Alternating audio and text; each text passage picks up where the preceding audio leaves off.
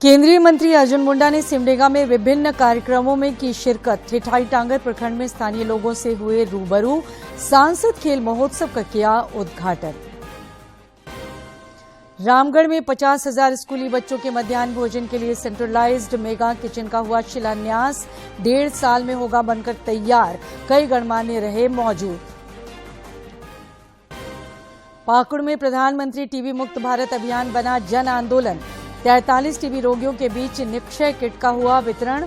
जिले में 625 रोगियों को लिया जा चुका है गोद। और खूंटी में पूर्वी जोन बालिका हॉकी टूर्नामेंट में झारखंड ने बिहार को 11-0 से हराया। मिजोरम ने पश्चिम बंगाल को 18-0 से रौंदा। देवघर में मैराथन दौड़ का आयोजन।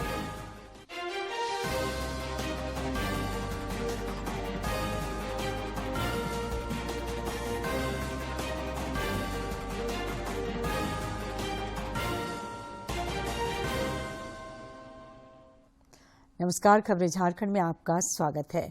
खबरों के साथ मैं हूं सरोज झा और अब खबरें विस्तार से। राष्ट्रपति द्रौपदी मुर्मू ने दक्षिण भारत की यात्रा के क्रम में लक्षद्वीप के कवरत्ती में स्वयं सहायता समूह की महिलाओं के साथ संवाद किया तथा उनके अनुभव जाने। कवरत्ती में स्वयं सहायता समूहों की सदस्य महिलाओं के साथ बातचीत की। राष्ट्रपति के प्रत्येक सदस्य के अनुभवों को राष्ट्रपति ने सुना और समूह के कार्यों की जानकारी ली। इससे पहले राष्ट्रपति मुर्मू ने कल शाम कवरत्ती में एक नागरिक अभिनंदन समारोह को संबोधित करते हुए कहा कि लक्षद्वीप के नीले लगून में देश का पहला वाटर विला बनाया जाएगा, जिससे पर्यटन को काफी बढ़ावा मिलेगा। उन्होंने कहा कि विकास के साथ प्रकृति के संरक्षण पर विशेष जोर दिया जा रहा है। इस तरह की अनोखी पहल पूरी दुनिया के लिए इको टूरिज्म के मॉडल के रूप में उभर सकती है। राष्ट्रपति ने अमिनी और कल्पेनी द्वीपों के लिए अलवणीकरण परियोजनाओं का भी उद्घाटन किया। जनजातीय मामलों के केंद्रीय मंत्री अर्जुन मुंडा ने आज सिमडेगा जिले में विभिन्न कार्यक्रमों में हिस्सा लिया।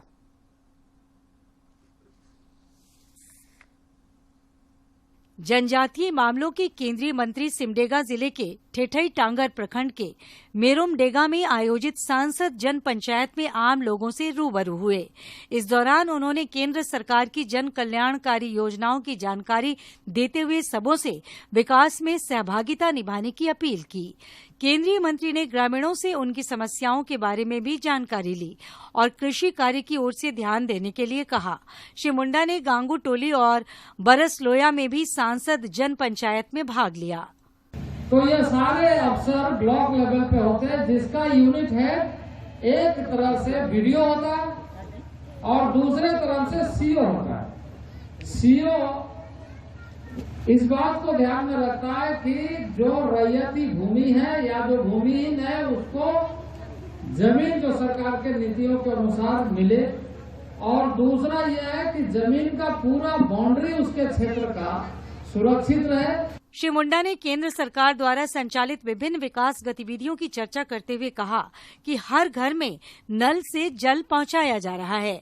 साथ ही हर जरूरतमंद को प्रधानमंत्री आवास योजना और अन्य योजनाओं का लाभ दिया जा रहा है। सरकार सुविधाएं कैसे पहुंचे, आप सोच रहे बच्चे को पढ़ाना है तो उसके लिए स्कूल सरकार कैसे बनाए, जाना है तो सड़क कैसे बनाए, सिंचाई करते खेती करते हैं तो सिंचाई की सुविधा कैसे उपलब्ध कराए, इसके लिए व्यवस्था बढ़ती है कि नहीं बढ़ती है। केंद्रीय मंत्री अर्जुन मुंडा ने सिमडेगा के ठेठई टांगर प्रखंड मुख्यालय में सांसद खेल महोत्सव का उद्घाटन किया। इस दौरान उन्होंने कहा कि राष्ट्र निर्माण में सबों की भूमिका है और इसके तहत खेल गतिविधियों को बढ़ावा देने के लिए सांसद खेल महोत्सव का आयोजन किया गया है। श्री मुंडा ने भरोसा जताया कि इस आयोजन से खिलाड़ियों को प्रोत्साहन मिलेगा। ने एक जो सबसे मूल मंत्र दिया है, सबका साथ, सबका विकास, सबका विश्वास, सबका प्रयास, और इस मूल मंत्र में सब चीज़ है कि सबको मिल कर के करना। अब हम सांसद हैं तो खेल से जुड़ करके कैसे खिलाड़ियों को उत्साहित करें, इसमें जो योगदान हो सकता है वो करना चाहिए। सांसद खेल महोत्सव में खिलाड़ियों ने विभिन्न स्पर्धाओं में हिस्सा लिया और उपस्थित लोगों को अपनी खेल प्रतिभा से परिचित कराया। इस मौके पर कई गणमान्य लोग उपस्थित थे। सिमडेगा से मनोज कुमार सिन्हा, मनु की रिपोर्ट। साप्ताहिक अवकाश के बाद विधानसभा के बजट सत्र की कार्यवाही कल से दोबारा शुरू होगी। इस दौरान प्रश्नकाल के अलावा अनुदान मांगों पर वाद विवाद होगा तथा सरकार जवाब देगी, जिसके बाद उस पर मतदान होगा। गौरतलब है कि वित्त मंत्री रामेश्वर उरांव ने पिछले 3 मार्च को राज्य का वार्षिक बजट पेश किया था, जिसमें इन विभागों के लिए बजटीय प्रावधान किए गए हैं ताकि राज्य के विकास को नया आयाम दिया जा सके। मध्य प्रदेश के दौरे के क्रम में भाजपा के प्रदेश अध्यक्ष दीपक प्रकाश ने इंदौर के गहू स्थित भारत रत्न बाबा साहेब भीमराव अंबेडकर की जन्मभूमि के दर्शन किए। इस दौरान जन्मभूमि के ट्रस्टी ने उन्हें सम्मानित भी किया। श्री प्रकाश ने बातचीत के क्रम में बाबा साहेब भीमराव अंबेडकर के योगदान का स्मरण किया। उन्होंने कहा कि केंद्र सरकार ने बाबा साहेब से जुड़े स्थलों को विकसित करने का काम किया है। भाजपा के प्रदेश प्रभारी लक्ष्मीकांत वाजपेयी आजकल झारखंड के दौरे पर हैं। उन्होंने रांची में पूर्व मंत्री रामचंद्र केसरी के जीवन पर आधारित सड़क से संसद तक नामक पुस्तक का विमोचन किया। इस मौके पर भाजपा विधायक दल के नेता बाबूलाल मरांडी समेत कई गणमान्य लोग उपस्थित थे।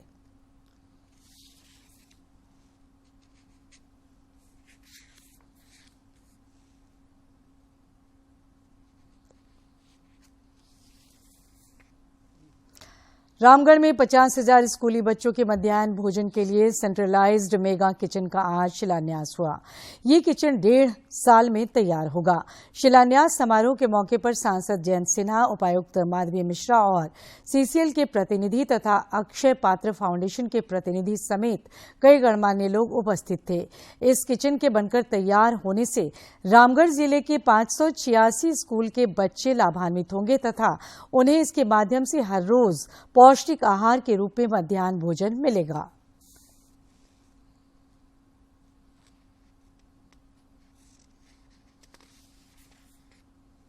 रामगढ़ के लिए और रामगढ़ के बच्चों के लिए एक ऐतिहासिक दिन है। हम लोगों ने आज भूमि पूजन किया है एक आधुनिक रसोई घर के लिए और इस रसोई घर के द्वारा 50,000 बच्चों को रामगढ़ जिले में रोज का पौष्टिक भोजन मिलने वाला, जो हम लोगों को बहुत बड़ी सौगात कोल इंडिया के द्वारा सीसीएल के द्वारा मिली है, उसको आज हम लोग जमीन पे उतार रहे हैं। और ये काम जो है हम लोग झारखंड सरकार और कोल इंडिया के Central Coalfields of India company का माध्यम से जो है ये रसोई घर बनाया जाएगा। तो इससे जो है जो रामगढ़ के जो गरीब बच्चे गवर्नमेंट स्कूल में पढ़ते हैं उनको जो है एक स्वादिष्ट, पौष्टिक और साफ सुथरा तरीका का भोजन जो है उनको मिलेगा। भारत की अध्यक्षता में श्रम 20 की 2 दिन की बैठक आज पंजाब के अमृतसर में शुरू हुई। इसमें G20 देशों के श्रमिक रांची के प्रतिनिधि, विशेषज्ञ और श्रमिक नेता श्रम संबंधी मुद्दों के समाधान पर विमर्श कर रहे हैं। सम्मेलन में देश के सबसे बड़े श्रमिक संगठन भारतीय मजदूर संघ की भी भागीदारी है। वैश्वीकरण, अंतर्राष्ट्रीय स्तर पर श्रमिकों का पलायन, कौशल विकास और श्रमिकों से जुड़े कई महत्वपूर्ण विषयों पर चर्चा की जा रही है। देश का सबसे बड़ा श्रमिक संगठन भारतीय मजदूर संघ लेबर 20 सहयोगी समूह की मेजबानी कर रहा है। L20 सम्मेलन में हिस्सा ले रहे प्रतिनिधियों को अमृतसर की समृद्ध सांस्कृतिक विरासत से रूबरू कराने के लिए विभिन्न पर्यटन स्थलों के भी दर्शन कराए जाएंगे। पाकुड़ में उपायुक्त वरुण रंजन ने 43 टीबी रोगियों के बीच निक्षय पोषण किट का वितरण किया।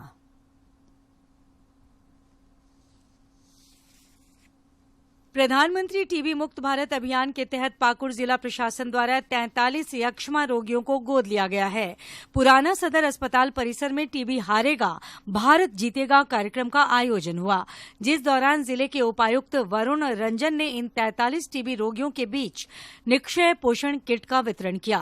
उन्होंने कहा कि टीबी रोगियों को तंदुरुस्त बनाकर स्वस्थ करने में पौष्टिक आहार का खास महत्व है और इसी कमी को दूर करने एवं भारत को टीबी मुक्त बनाने के लिए टीबी मुक्त भारत अभियान चलाया जा रहा है।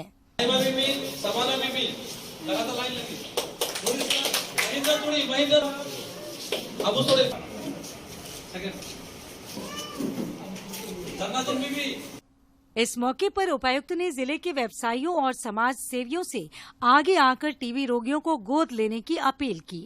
पाकुड़ जिला में जितने भी टीबी से ग्रसित रोगी हैं उन लोगों पर पूरा ध्यान देते हुए उन लोगों को चिन्हित करते हुए आइडेंटिफाई करते हुए हम लोग बाहर निकाल रहे हैं और इन लोगों को भी न्यूट्रिशन में जो जितना भी हमारे सरकार की तरफ से जो प्रोवाइडेड।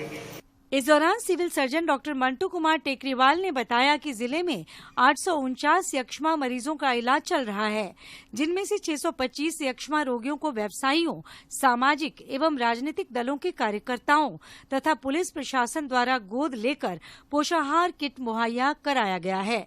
इस मौके पर यक्ष्मा रोगियों ने भी सबकी मदद से टीबी की जंग को जीतने का विश्वास दिखाया।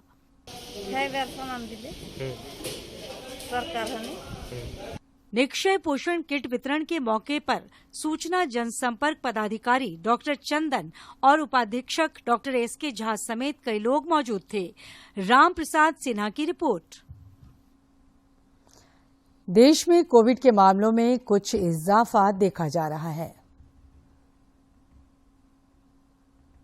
के मामलों में वृद्धि देखी जा रही है।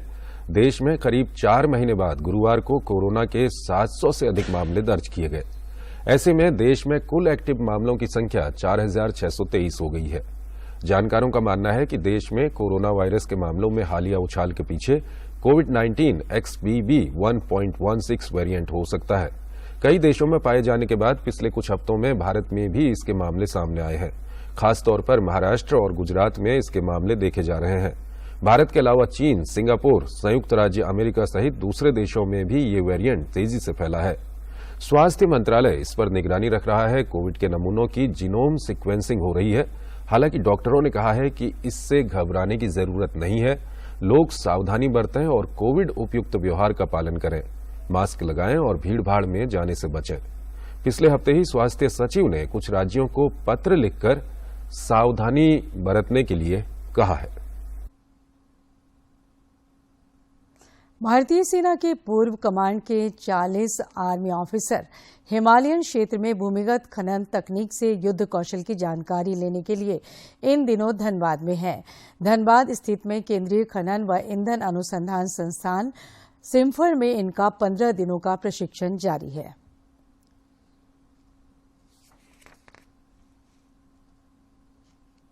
सेना के जवानों को नित नई चुनौतियों से मुकाबला करना पड़ता है। ऐसे में उनका कौशल भी उतना ही तगड़ा होना चाहिए। हिमालयी क्षेत्र जो विश्व के सबसे दुर्गम क्षेत्रों में से एक है, यहाँ विभिन्न प्रकार की चट्टानें और तरह तरह की मिट्टी की मौजूदगी के कारण सेना के लिए सुरंग का निर्माण करना काफी कठिन कार्यों में से एक है। वहीं धनबाद स्थित सिम्फर के वैज्ञानिकों को सुरंग और कंट्रोल्ड ब्लास्टिंग में महारत हासिल है। इसी वजह से सिम्फर की रणनीतिक विशेषज्ञता का प्रशिक्षण अब सेना की पूर्वी कमांड के अफसरों को दिया जा रहा है। सिम्फर धनबाद के निदेशक डॉक्टर A.K. मिश्रा ने बताया कि 13 मार्च से शुरू हुए इस प्रशिक्षण में विभिन्न तकनीकों से उन्हें रूबरू कराया जा रहा है। टनलिंग, बहुत सारे टनलिंग का काम होता है, अंडरग्राउंड कैवर्न्स का काम होता है। सो एनी अंडरग्राउंड एक्सकेवेशन, उसके लिए आपको जियो टेक्निकल इन्वेस्टिगेशन करना पड़ता है। आपको प्री फिजिबिलिटी और फिजिबिलिटी स्टडी किसी भी प्रोजेक्ट की करनी पड़ती है। श्री मिश्रा ने बताया कि सिम्फर के वैज्ञानिक सीमावर्ती क्षेत्रों में बॉर्डर रोड ऑर्गेनाइजेशन BRO के साथ मिलकर सुरंग और सड़क का निर्माण कर रहे हैं, लेकिन ये पहली बार है जब सिम्फर में इतनी बड़ी संख्या में आर्मी के अफसरों को सुरंग बनाने का प्रशिक्षण दिया जा रहा है। सिम्फर की लैबोरेटरीज हैं, एडवांस्ड लैबोरेटरीज हैं, न्यूमेरिकल मॉडलिंग एंड सिमुलेशन की लैब है, रॉक मैकेनिक्स की लैबोरेटरी है, जहाँ एडवांस्ड इंस्ट्रूमेंट्स हैं, जहाँ प्रॉपर्टीज़ ऑफ रॉक को हम लोग परखते हैं, असेस करते हैं। फिर हमारी एक्सप्लोजिव्स एंड इनिशिएटिंग सिस्टम्स की टेस्टिंग लेबोरेटरी है और रॉक एक्सक्यूशन इंजीनियरिंग की एक लेबोरेटरी है।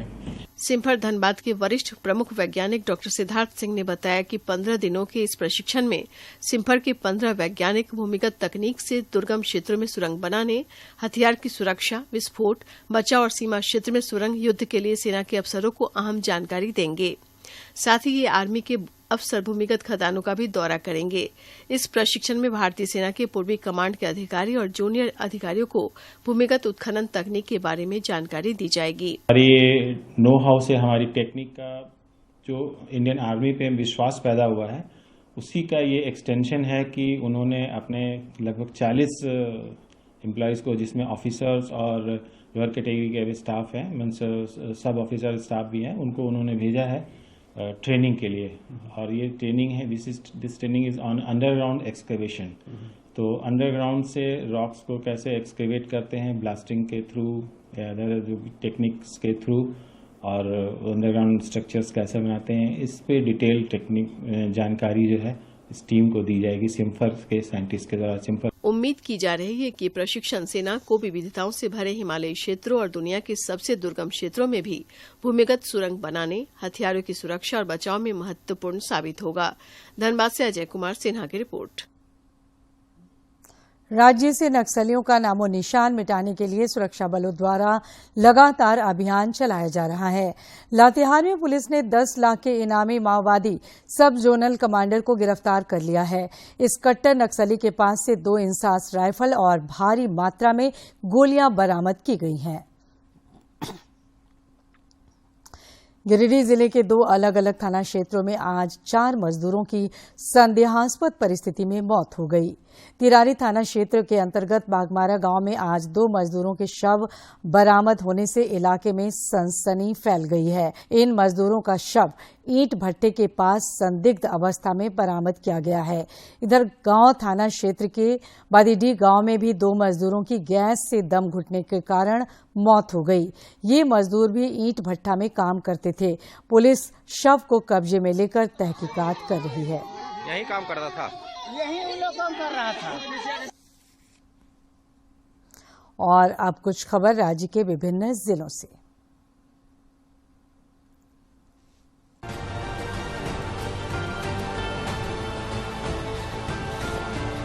रांची सांसद संजय सेठ ने बाबा कार्तिक उरांव मैदान में हो रहे तीसरे ओटीसी प्रीमियर लीग का उद्घाटन किया।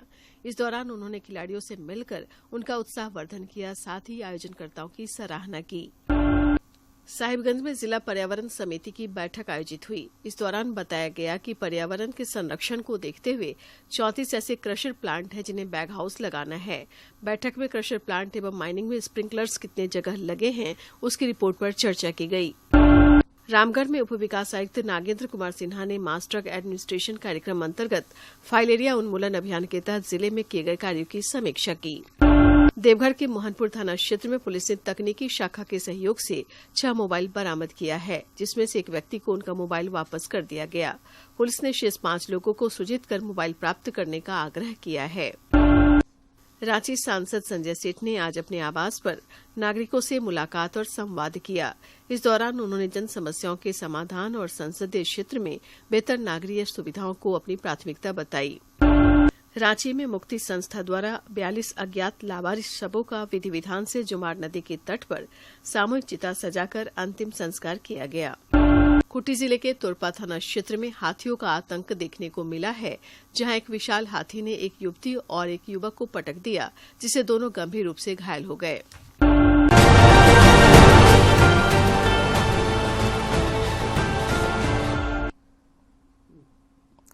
रांची के श्यामा प्रसाद मुखर्जी विश्वविद्यालय सभागार में जनजातीय कला और इकोलॉजिकल संरक्षण विषय पर एक संगोष्ठी का आयोजन किया गया।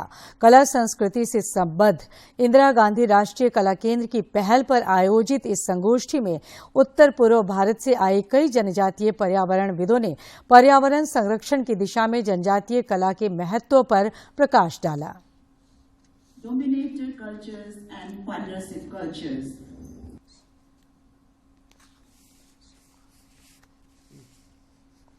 और अब मौसम। राज्य में पिछले कुछ दिनों से मौसम में भारी उतार चढ़ाव देखा जा रहा है। पिछले 24 घंटे के दौरान अधिकांश जगहों पर हल्की से दर्जे की बारिश हुई। पश्चिम सिंहभूम के बंदगांव में सर्वाधिक 58.6 मिलीमीटर बारिश रिकॉर्ड की गई। कोडरमा, जमशेदपुर समेत अन्य जिलों में भी अच्छी बारिश हुई। मौसम विज्ञान केंद्र के अनुसार 22 मार्च तक यही हालात बने रह सकते हैं।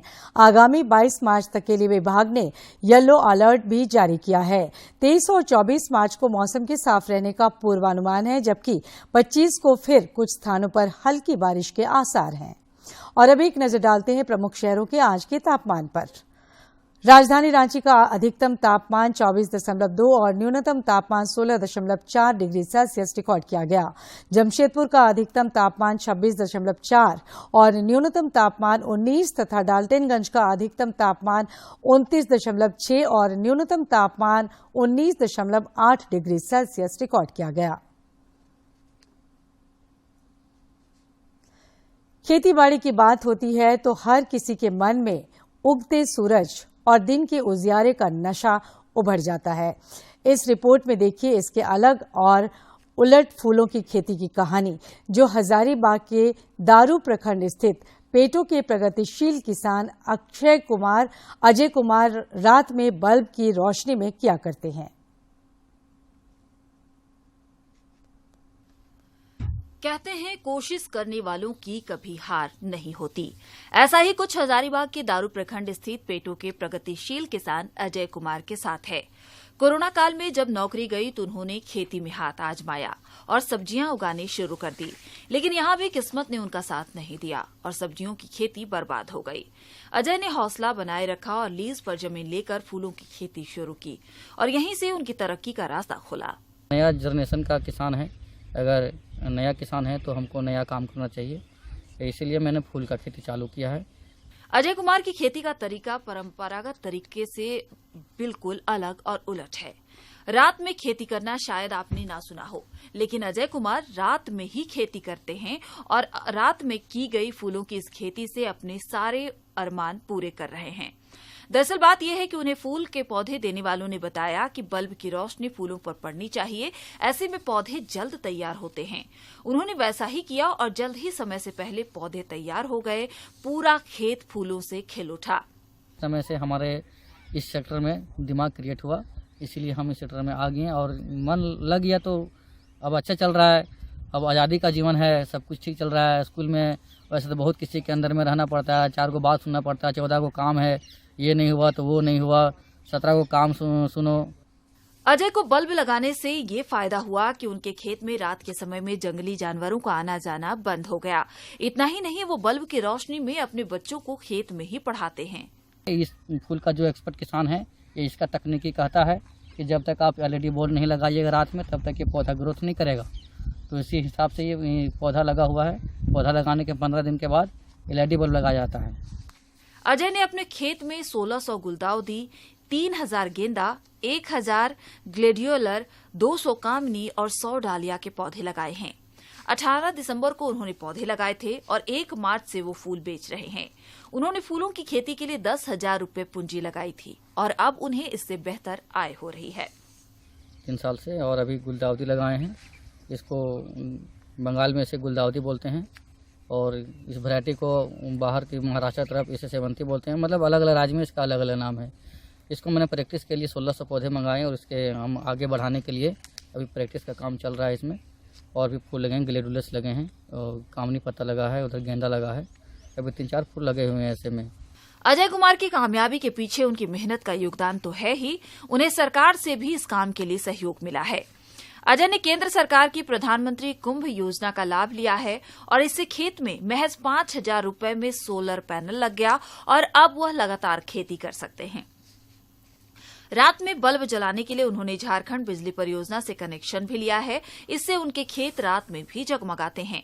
परियोजना में से मुझे मनरेगा से कुआं मिला है, उसके बाद मुझे बिजली मिली है झारखंड बिजली वितरण निगम लिमिटेड से। कृषि विभाग ने मुझे लाइन दी है और उसके बाद केंद्र सरकार की जो योजना थी सोलर प्रधानमंत्री कुसुम योजना, उसके तहत मुझे सोलर प्लेट मिली है। अजय आज उन किसानों के लिए प्रेरणा का स्रोत हैं जो मायूस होकर अपनी कोशिशों को छोड़ थक कर हार कर बैठ जाते हैं। अजय कुमार की कामयाबी को देखकर कहा जा सकता है कि खुद ही को कर बुलंद इतना कि हर तकदीर से पहले खुदा बंदे से खुद पूछे, बता तेरी रजा क्या है। हजारीबाग से ब्यूरो रिपोर्ट। खूंटी में आज से पूर्वी जोन बालक बालिका हॉकी टूर्नामेंट का आगाज हुआ। शुरुआती 2 मैचों में मेजबान झारखंड की बालिकाओं ने बिहार को 11-0 से हराया, जबकि मिजोरम की बालिका टीम ने पश्चिम बंगाल की टीम को 18-0 से करारी मात दी। प्रतियोगिता का आज विधिवत उद्घाटन भी हुआ। इस मौके पर हॉकी इंडिया के महासचिव भोलानाथ सिंह, खूंटी के उपायुक्त शशि रंजन, पुलिस अधीक्षक अमन कुमार समेत कई गणमान्य लोग मौजूद थे। आभार व्यक्त करता हूँ और सबसे बड़ा आभार व्यक्त करता हूँ उपायुक्त महोदय का कि कल शाम में जितने भी हमारे राज्यों से खिलाड़ी, महिला और पुरुष खिलाड़ी आए थे, उन लोगों को स्वागत में आपने कल संध्या पर एक शानदार उन लोगों का स्वागत किए हैं। जो ये मैसेज आपको बता देना चाहता हूँ, पूरे हिंदुस्तान में एक ग्रुप है, उसमें मैं देखा और इतने अच्छे तरीके से स्वागत और अभिनंदन। देवघर में आज सुबह उड़ान मैराथन दौड़ का आयोजन किया गया, जिसमें हजारों की संख्या में प्रतिभागियों ने भाग लिया। देवघर के आरके मिशन स्कूल से शुरू होकर ये मैराथन दौड़ शहर के विभिन्न चौक चौराहों से होते हुए पुनः आरके मिशन स्कूल में पहुंचकर संपन्न हुआ। मैराथन दौड़ में शामिल होने के लिए गोड्डा सांसद निशिकांत दुबे भी मौके पर पहुंचे तथा प्रतिभागियों का उत्साह बढ़ाया। माननीय प्रधानमंत्री जी जो कहते हैं कि राजनीति से अलग हटकर काम करो, युवाओं के लिए काम करो, उनमें जोश जगाओ, उनमें भावना जगाओ, उनमें देशभक्ति का जज्बा जो है उसको उभारो। जमशेदपुर में चल रहे बैडमिंटन चैंपियनशिप में आज स्वास्थ्य मंत्री बन्ना गुप्ता भी पहुंचे। इस दौरान उन्होंने बैडमिंटन में हाथ आजमाए तथा खेलों को बढ़ावा देने की बात कही। उन्होंने कहा कि जमशेदपुर प्रेस क्लब द्वारा विभिन्न प्रतियोगिताएं आयोजित कर फिटनेस को बढ़ावा दिया जा रहा है, जो कि सराहनीय है। इस दौरान उन्होंने सरकार के कामकाज की भी चर्चा की। मौके पर जमशेदपुर प्रेस क्लब के महासचिव अंजनी पांडे भी मौजूद थे।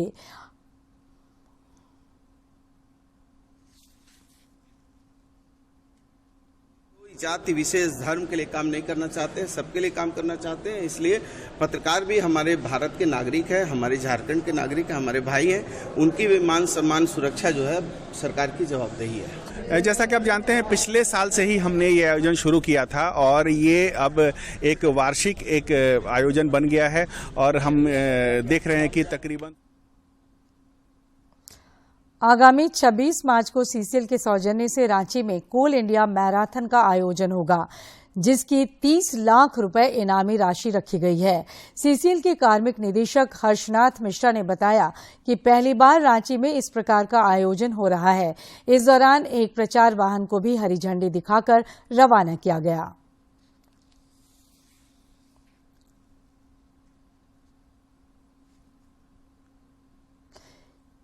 और आखिर में इस बुलेटिन के मुख्य समाचार एक बार फिर। केंद्रीय मंत्री अर्जुन मुंडा ने सिमडेगा में विभिन्न कार्यक्रमों में की शिरकत। ठेठाई टांगर प्रखंड में स्थानीय लोगों से हुए रूबरू। सांसद खेल महोत्सव का किया उद्घाटन। रामगढ़ में 50,000 स्कूली बच्चों के मध्याह्न भोजन के लिए सेंट्रलाइज्ड मेगा किचन का हुआ शिलान्यास।